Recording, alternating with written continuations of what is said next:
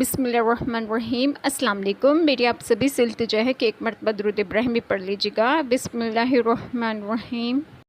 اللہم صلی علی محمد وعلی آل محمد کما صلیت علی ابراہیم وعلی آل ابراہیم انک حمید مجید۔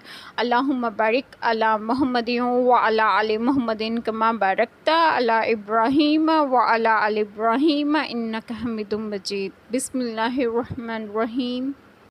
جنہیں ہم نے کتاب دی ہے وہ جیسے چاہے اس کی تلاوت کرتے ہیں وہی اس پر ایمان رکھتے ہیں، اور جو اس کے منکر ہوں تو وہی ضائع کار نقصان اٹھانے والے ہیں۔ اے اولاد یعقوب علیہ السلام، یاد کرو میرا احسان جو میں نے تم پر کیا، اور وہ جو میں نے اس زمانے کے سب لوگوں پر تمہیں بڑھائی دی، اور ڈرو اس دن سے کہ کوئی جان دوسرے کا بدلہ نہ ہوگی، اور نہ اس کو کچھ لے کر چھوڑیں، اور نہ کافر کو کوئی سفارش نفع دے، اور نہ ان کی مدد ہو۔ اور جب ابراہیم علیہ السلام کو اس کے رب نے کچھ باتوں سے آزمایا تو اس نے وہ پوری کر دکھائیں۔ فرمایا میں تمہیں لوگوں کا پیشوا بنانے والا ہوں۔ عرض کی اور میری اولاد سے؟ فرمایا میرا عہد ظالموں کو نہیں پہنچتا۔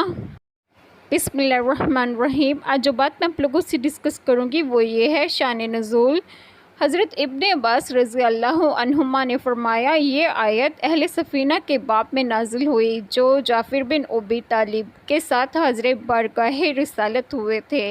ان کی تعداد 40 تھی، 32 اہل حبشہ اور 8 شامی راہب، ان میں بحرے راہب بھی تھے۔ معنی یہ ہے کہ در حقیقت توریت شریف پر ایمان لانے والے وہی ہیں جو اس کی تلاوت کا حق ادا کرتے ہیں اور بغیر تحریف و تبدیل پڑھتے ہیں، اور اس کے معنی سمجھتے اور مانتے ہیں، اور اس میں آپ صلی اللہ علیہ وآلہ وسلم کی نعت و صفت دیکھ کر آپ صلی اللہ علیہ وآلہ وسلم پر ایمان لاتے ہیں، اور جو آپ صلی اللہ علیہ وآلہ وسلم کے منکر ہوتے ہیں وہ توریت شریف پر ایمان نہیں رکھتے۔ اس میں یہود کا رد ہے جو کہتے تھے کہ ہمارے باپ دادا بزرگ گزرے ہیں، ہمیں شفاعت کر کے چھڑا لیں گے۔ انہیں مایوس کیا جاتا ہے کہ شفاعت کافر کے لیے نہیں ہوتی، اور اللہ تعالیٰ نے حضرت ابراہیم علیہ السلام پر آزمائش کے لیے جو باتیں واجب کی تھی وہ چیزیں ہم پر ان میں سے بعض واجب ہیں اور بعض سنت ہیں۔